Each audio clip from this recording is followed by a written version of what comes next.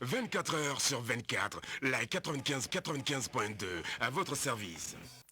Merci de nous suivre sur la radio chaîne 2 pour vous informer. Il est 12h ici à Bozola, même heure à Yirimadio en commune 6 du district de Bamako. Mise en nom de Marc Damélé, présentation Oumar Enzatraoré. Infocité, le journal de l'info de proximité sur la 95.2. Au sommaire de cette édition, la problématique des jeunes diplômés sans emploi demeure un casse-tête. Si l'objectif de tout jeune diplômé est d'avoir un emploi à la fin de son parcours scolaire et universitaire, malheureusement tel n'est pas le cas pour tous les jeunes diplômés. Avec notre reporter Issa Dao, nous allons découvrir ensemble le quotidien de Moussa Samake, un jeune diplômé en journalisme et communication. Dans ce journal, nous allons également à la découverte de la cathédrale Sacré-Cœur de Bamako, ce haut lieu de culte de la communauté catholique avec une capacité d'accueil d'environ 800 personnes fut érigée un 1er août 1921 sous l'ordre du vicariat apostolique de Bamako. Souzan Traoré nous en dira plus. Infocité, c'est aussi le tour d'horizon de l'actualité internationale qui nous conduira ce dimanche au Soudan où l'armée affirme avoir repris le contrôle d'une capitale régionale du pays. Mesdames et messieurs, voilà pour les grandes lignes de ce journal. Installez-vous confortablement. Tout de suite, les détails. Mesdames et messieurs, bonjour et bienvenue dans Infocité. Tout d'abord, cette nouvelle pour démarrer ce journal fin à Bamako de la première édition du Salon national de l'emploi, la rencontre de 2 jours qui a permis de mettre en relation des centaines de demandeurs d'emploi avec les entreprises de travail à combler les attentes des jeunes en quête du travail. Cette rencontre a regroupé environ 400 employeurs et plus de 1000 demandeurs d'emploi. Fin de la première séquence de formation de la 3e promotion du programme JAR pour l'édition 2024. Plus d'une vingtaine de journalistes femmes ont été formés sur la vérification des faits ainsi que sur l'éthique et la déontologie en journalisme. La formation s'est déroulée à l'Agence nationale de communication pour le développement ANCD. Elle vise à renforcer la capacité des bénéficiaires. Cheikh Amadou Diarra pour le reportage. Au total, elles sont 25 journalistes des médias publics et privés à prendre part à cette séance d'acquisition de nouvelles compétences en termes de collecte, du traitement et la diffusion de l'information. Initiée par le programme Genre ProGenre, cette 3e édition contribue à la promotion du genre féminin dans les médias. Sadou Yatara, coordinateur pédagogique du ProGenre. Que les femmes trouvent leur place dans les médias. Celles qui sont diplômées en journalisme et en communication, qu'elles soient employées dans les médias ou alors qu'elles soient elles-mêmes promotrices de médias. Pour ce faire, il faut renforcer leur capacité. La formation qu'elles reçoivent dans les universités, d'abord elle compte, mais la pratique a montré qu'à l'université, les étudiants cherchent uniquement à avoir des notes pour ne pas redoubler, pour avoir des diplômes. C'est par le fact-checking ou la détection de fausses nouvelles que la première séquence de formation s'est clôturée. Les apprenantes ont suivi avec enthousiasme le module du jour. Alamoko Diabaté, participante. C'est vraiment intéressant pour nous, les journalistes, de savoir comment est-ce qu'on doit vraiment vérifier les faits et tout. C'est vraiment important et intéressant de savoir comment est-ce qu'on doit vérifier nos faits. Dans le fact-checking aussi, on a appris à savoir aussi c'est quoi, de faire la différence entre la désinformation, la mésinformation, mais aussi la malinformation. Kadidia Diara, participante. Nous avons eu à parler de Mojo, de comment faire tournage et puis monter avec le téléphone aussi. Nous avons parlé de Premiere Pro, justement on est là, on a fait tournage hier et aujourd'hui nous sommes là pour monter ça. On a parlé de l'éthique et de la déontologie, des genres rédactionnels. Pendant 2 semaines, plusieurs professionnels des médias se sont succédés pour partager leurs connaissances avec les jeunes journalistes. Occasion pour Ibrahim Sissoko, formateur, de saluer les efforts des participants. Nous pouvons quand même dire aux chaînes de télévision, aux radiodiffusions qu'à partir de cet instant, elles ont à leur disposition des jeunes filles qui ont tout le background nécessaire. Le programme Genre ProGenre a été mis en œuvre en 2022. La formation va se poursuivre en janvier 2025 avec la même cohorte. Elle est exclusivement dédiée aux femmes de médias. Dans cette édition, la rédaction se penche sur la problématique des jeunes diplômés sans emploi. Si l'objectif de tout jeune diplômé est d'avoir un emploi à la fin de son parcours scolaire et universitaire, malheureusement, tel n'est pas le cas pour tous les jeunes diplômés. Moussa Samake, ce jeune diplômé en journalisme et communication, en est une parfaite illustration. Suivons le quotidien de ce jeune diplômé en quête de stabilité professionnelle dans ce reportage signé Issa Dao. Le Centre Dynamique Afrique est une initiative qui est née à la suite de réflexions et d'échanges avec nos partenaires et les membres de notre réseau ici au Mali. Il a été créé cette année. On est 15 personnes derrière cette initiative. On est tous de différents secteurs, des professionnels déjà avec un bagage, une expertise entre 20 et 30 ans d'expérience déjà dans nos bagages.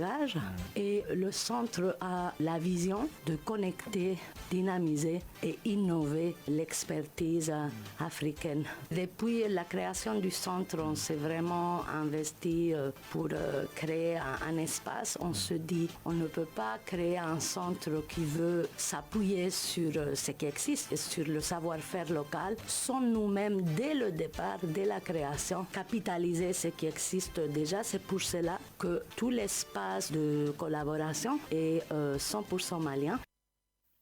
Et toutes nos excuses, vous retrouverez cet élément dans nos prochaines éditions. Notre compatriote Fatoumata Coulibaly, dite FC, a remporté les prix meilleur acteur de l'Afrique de l'Ouest et celui du grand public à la 9e édition des Sotigi Awards 2024. C'était à Ouagadougou, au Burkina Faso. Fatoumata Coulibaly, dite FC, est une actrice du cinéma malien, journaliste et animatrice. Ces prix viennent honorer l'une des légendes du cinéma malien. C'est le couronnement d'une carrière professionnelle riche. Elle est au micro de Tanavet Sankari.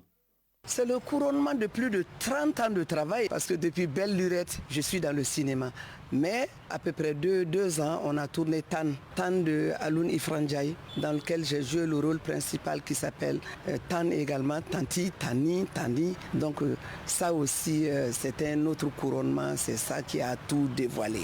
Oh, je suis très heureuse d'être malienne d'abord. Je suis très heureuse que les Maliens m'ont supporté parce que ici, même si on ne s'aime pas souvent, on se tracasse souvent, mais nous conjuguons nos efforts, nous nous unissons pour supporter un de nos leurs ou bien une de nos leurs. Voilà, je suis très contente. Le premier prix qui est le prix du public africain, je dédie ça à la jeunesse, à tous les jeunes. Je leur demande de travailler. Donc c'est pour dire à la jeunesse de se lever, de conjuguer les efforts, de se battre pour sauver notre grand Mali. L'autre prix qui est le prix de meilleur acteur de l'Afrique de l'Ouest, je le dédie aux FAMA. Comme je l'ai dit toujours, je ne cesserai de le dire, nous sommes là, tranquillement, vous êtes en train de faire mon interview, mais l'autre côté, eux, ils sont là-bas, dans les buissons, sur les collines, ils sont là-bas, en train de guetter les terroristes, et il y en a qui tombent en laissant leurs épouses et leurs enfants orphelins ici. Donc ils le font pour qui? Pour nous, les peuples maliens. À présent, le tour d'horizon de l'actualité internationale.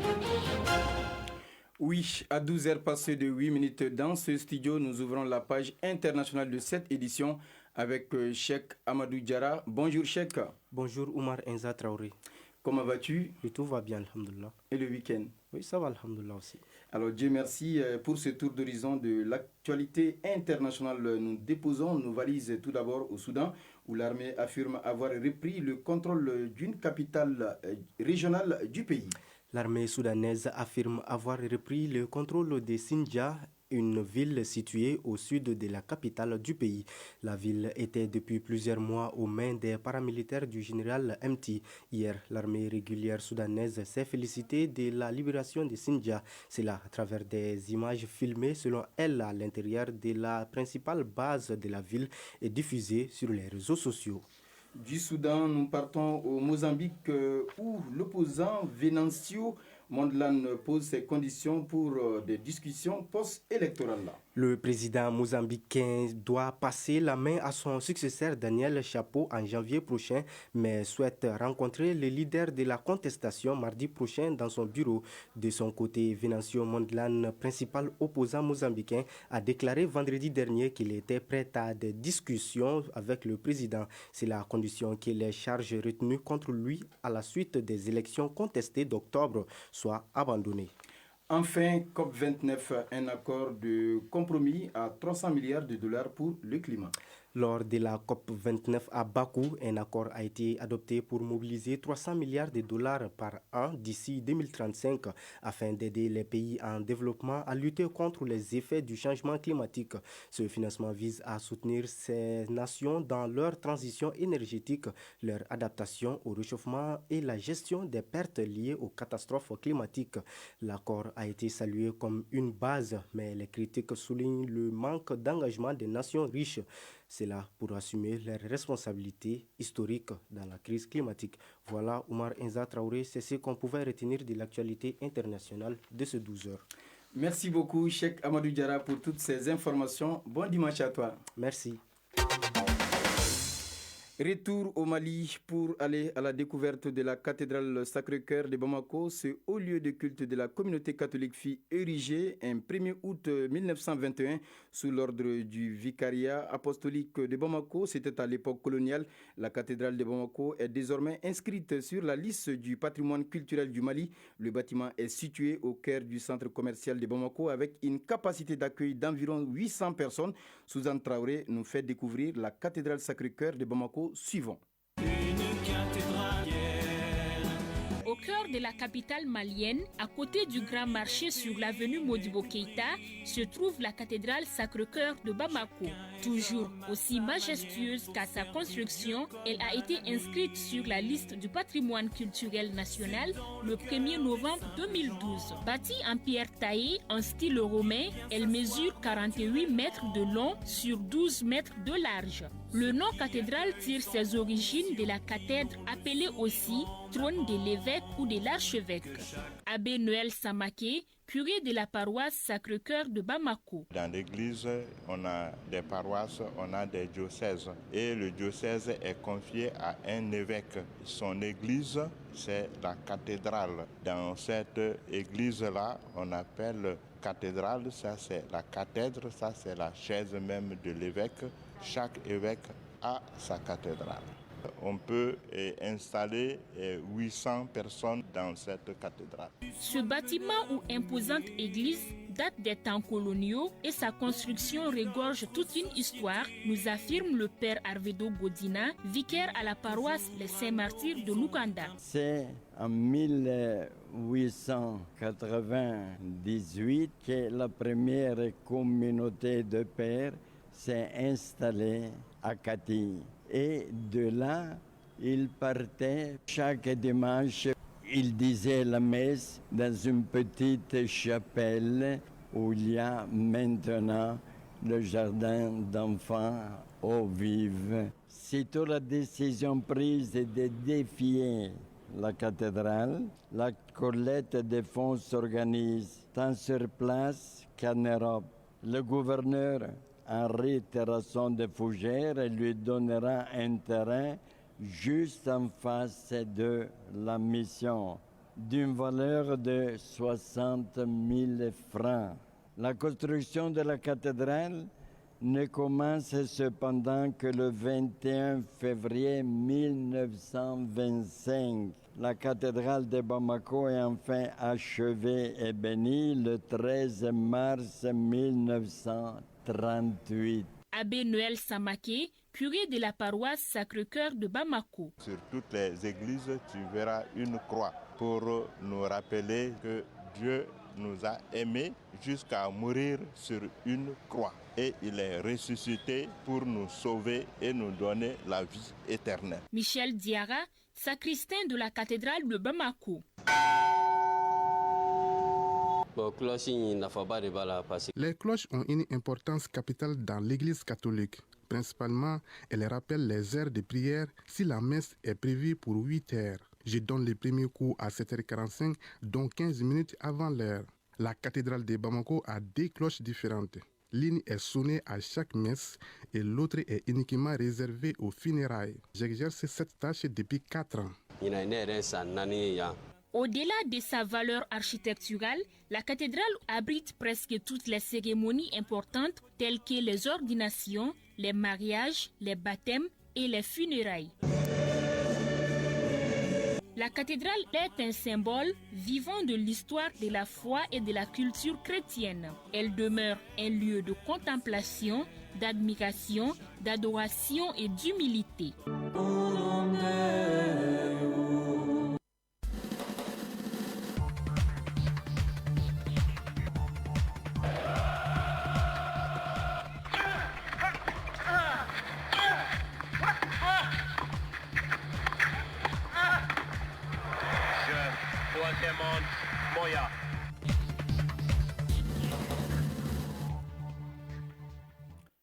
Sport de ce journal avec vous, Amadou Sankaré, bonjour. Bonjour Omar. La première journée du championnat professionnel Ligue 1 du Mali se poursuit aujourd'hui. Effectivement, l'AS Real affronte cet après-midi l'USFAS à 16h au stade Mamadou Konaté. Binga FC jouera contre l'US Bougouba à 18h. L'Afrique Football Elite s'est incliné face aux Étoiles du Mandé par un score de 2-0 lors du match d'ouverture hier au stade Salif Keita dit Domingo de Kati. Toujours hier, l'AS Bakaridjan de Barawili et FC Djara se sont séparés sur un score d'un but partout au stade Mamadou Konaté. Les 11 créateurs de Nyarela ont battu l'association sportive de Korofina 2-0. Ligue des champions de la CAF, les dames du tout-puissant Mazembe sont sacrées championnes. Tout à fait, Oumar, le tout-puissant Mazembe sur le toit de l'Afrique. Et oui, les Congolaises sont venues à bout des Marocaines de l'AS FAR par un score de 1-0. Enfin, éliminatoire de l'Afro-Basket 2025, malheureusement, le Mali enregistre 2 défaites. Malheureusement, Oumar, les hommes de Al-Hadji Diko ont subi une nouvelle défaite hier face au Soudan du Sud. Les Bright Stars du Soudan du Sud ont déplumé les Aigles avec 25 points de différence, score final 80-65. Vendredi passé, les Aigles sont tombés face à la RDC par un score de 72-64. Les Aigles enregistrent ainsi 2 défaites en 2 matchs. Ils jouent en ce moment même leur 3e match contre le Maroc à Dakar Arena. Merci beaucoup Amadou Sankaré pour toutes ces informations sportives. Merci Omar.